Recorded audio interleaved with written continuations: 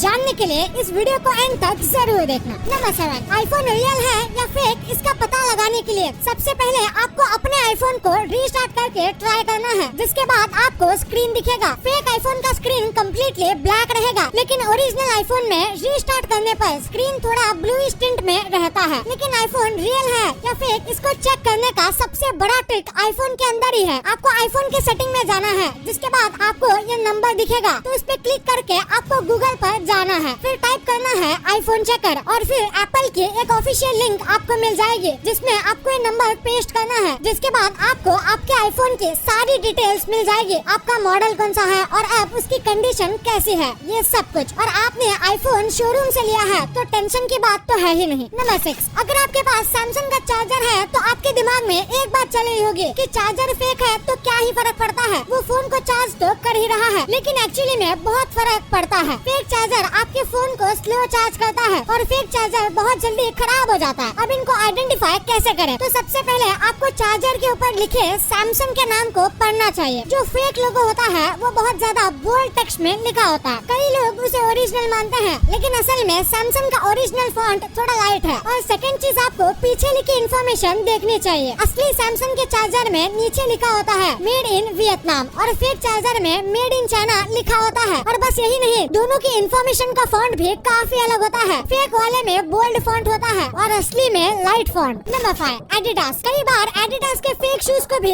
Real के price में बेचा जाता है और इन शूज को पहचानने के बहुत सारे तरीके हैं। सबसे पहला, एडिडास के शूज में उसके सोल को इस तरीके से चिपकाया जाता है कि ग्लू दिखे ही नहीं। पर फेक शूज में ग्लू बाहर की तरफ दिख रहा होता है, यानी कि उनकी फिनिशिंग बहुत अच्छी नहीं होती। और दूसरा तरीका है उसकी ब्रांडिंग। एक एडिडास के शूज में 5 अलग अलग जगह पर एडिडास का नाम और प्रोडक्ट का नाम होता है, लेकिन ऐसा फेक प्रोडक्ट में नहीं होता। Number 4, Apple AirPods. ये कंपनी प्रोडक्ट को बनाने में अच्छा खासा टाइम देती है और इसीलिए एप्पल के रियल और फेक प्रोडक्ट्स का पता लगाना बहुत आसान होता है। सबसे पहला उसका केस। असली एयरपॉड्स का केस काफी हल्का आता है, क्योंकि वो एक स्पेशल मटेरियल से बनाया जाता है। और वही फेक एयरपॉड्स का केस बहुत ही ज्यादा अलग फील देता है। सेकंड ये कि ओरिजिनल एयरपॉड्स बहुत जल्दी चार्ज होते हैं और चार्जिंग के बाद काफी ज्यादा टाइम तक चलते हैं। वही फेक वाले बहुत टाइम लगाते हैं और इनकी बैटरी भी बहुत जल्दी डाउन हो जाती है। और कई बार फेक प्रोडक्ट्स तो पड़े पड़े ही बैटरी लूज कर देते हैं। और अगर आपको एयरपॉड्स कभी भी क्लीन करना है तो आप उसे ओपन कर सकते हो, लेकिन फेक वाले